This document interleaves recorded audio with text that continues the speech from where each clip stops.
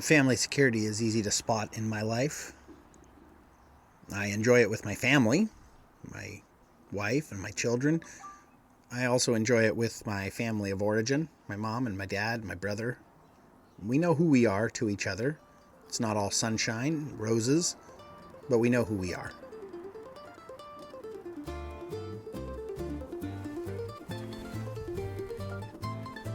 Well, I'm Nick Walton. I'm a coffee roaster, I'm a dad, I'm a husband, I'm a wee little farmer, and I can't stop thinking about the invisible scripts that run our lives. You're listening to The Values Sword. This is a field guide to the values that shape the patterns of thinking and behaviors that shape our lives.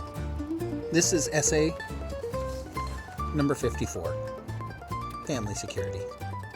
Let's get into it. Hey, you know what? Before we get into it, so I'm going to record with the doors open, and I think it'll give us some bird sound.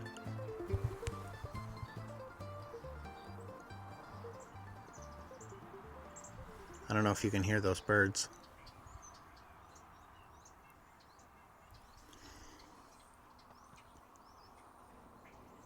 It'll also give us some chicken sounds, and it'll also give us some road noise. But stay with me, and I think we're all going to be okay.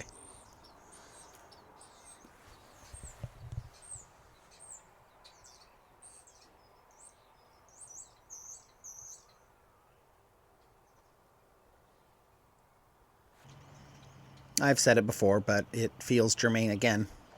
We choose our families. I believe that more deeply than ever. My wife and I have chosen each other time and time and time again, through thick and through thin. We've chosen each other through up times and down times. We've had them both. It's been conscientious, and it's not been either easy or automatic for us. My kids and I also, we didn't choose to be specifically who we are. They didn't choose to be born, but staying in tight with one another is a choice, and it's one that we keep making. We don't start out choosing our families of origin, but at some point we must begin choosing them. I haven't really asked my family about these essays. I've not really asked for advice or input from them on the content of these writings. But today, at our shared table, I did. As I cracked my brain open for family security, I asked simply, what do I even write? And my wife just said, connectedness without performance. Right off the dome like that. She should probably write her own essays. I'd read them. Connectedness without performance. A sense of belonging, that card's coming up, without expectation of reward or even always reciprocation. I've talked about my family throughout these essays. I've talked about my brother, whose love for the soil and the land make me love mine more. I choose him. I've talked about my wife and kids. They're everything to me. They're my sun and my moon. They rise on me daily, newly, brightly. I've talked about my grandmother's values and her biscuit bowl. I've talked about my nieces, for and with whom I would walk to the end of the earth. I've talked about my aunt, the chef, who never had children of her own, but loved us eternally, and even in death is knit tightly into the fabric of this family. Something funny happened this week. My brother and his wonderful wife, who is a sister, drop the in-law if you please, to me, and their 5 beautiful daughters were in my home. It was not an event, it was a morsel. It was the stuff futures are built upon, the pylons supporting our forever structures. My middle niece has eyes only for me at this time. She thinks of me. She made me a manatee, one of my favorite animals, out of wire and yarn for Christmas. She didn't show up with gifts for my wife. She didn't show up with gifts for my kids, her cousins, or even for her grandparents. Just me. I'm honored, and I love her so very much. We spent a good part of Christmas Day drawing together with her new paper and pencils, and I gave her 2 black wings for her collection. When I saw her a few days after Christmas at my house, she did something nobody's done for me since I started my values deck adventure. She grabbed my deck and asked if she could do my values. I think I've mentioned at some point that though I've thumbed through the deck countless times on countless mornings, I've never been presented with the deck and properly done the exercise since my day in therapy so long ago. But here she grabbed hold of my hand and the deck, and she presented each card to me in turn, reading them aloud.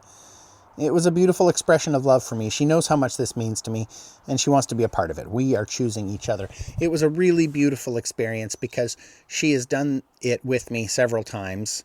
on her own, and then for her to have taken on and then reimagined a little bit, reinterpreted the exercise, kind of presented it to me in a way that was different than I had presented it to her. It was deeply special. I've talked about my parents. I have probably hurt their feelings at some point in this project, and for that I am sorry. They are imperfect people who have done imperfect things, and some of those things have affected me negatively. This is normal. I know because I talk to other people, and I now have an adult child of my own. I am no different than my parents. I am no better or worse, and besides, they have done so many wonderful things as well. They made me who I am, and I am grateful. We have to choose our parents, too. Once we become adults, we have to choose them. Even if we stay connected, there's a certain level of relationship that just won't happen on its own. One person I have not mentioned is my sister. I have one. Not a lot of people in my life now know about her.